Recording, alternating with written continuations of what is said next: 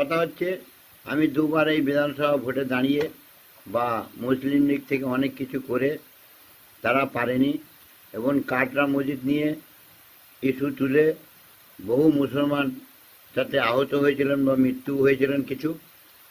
আমাদের action committee all India মসজিদ ইত্তেহাদ থেকে বাবরি মসজিদ অ্যাকশন কমিটি করে তেনারাও বাবরি মসজিদকে রুখতে পারেনি, দীর্ঘদিন কেস লড়ে গেছে এবং কেস লড়ার পরেও সেখানে রাম মন্দির হয়ে গেছে। 6ই ডিসেম্বর যখন বাবরি মসজিদ ধূলিস্বর হয়, 9ই ডিসেম্বর আমরা করসেবা নিয়ে ফরিদাবাদ স্টেশন থেকে নেমে আমরা নজরবন্দি গ্রেপ্তারও হয়েছিলাম। তা কথা হচ্ছে আমরা ভেবে দেখেছি যে মুসলমানের প্ল্যাটফর্ম এত সহজ নয়।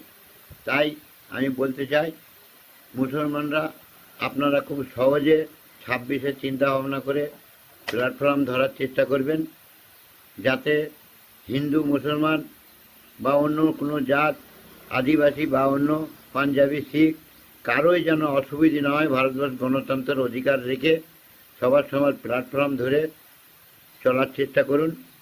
আমাদের প্রধানমন্ত্রী অনেক কথাই মুখে বলে, কিন্তু তারা তো বহু রাজ্যে মুখ্যমন্ত্রী হয়ে আছে, সেখানকার মুসলমান কি তাড়িয়ে দিচ্ছে?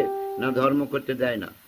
বা আমাদের পশ্চিমবাংলায় টিএমসি আছে, জগন্নাথ মন্দির করেছে, সে কি কোনোদিন বলেছে যে নামাজ পড়তে দেবো না, মসজিদ করতে দেবো না?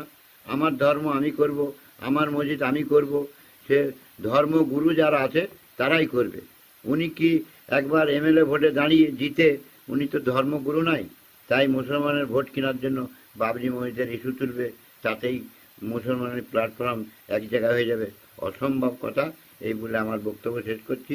অল ইন্ডিয়া ইত্তেহাদুল মুসলিমিন জিন্দাবাদ।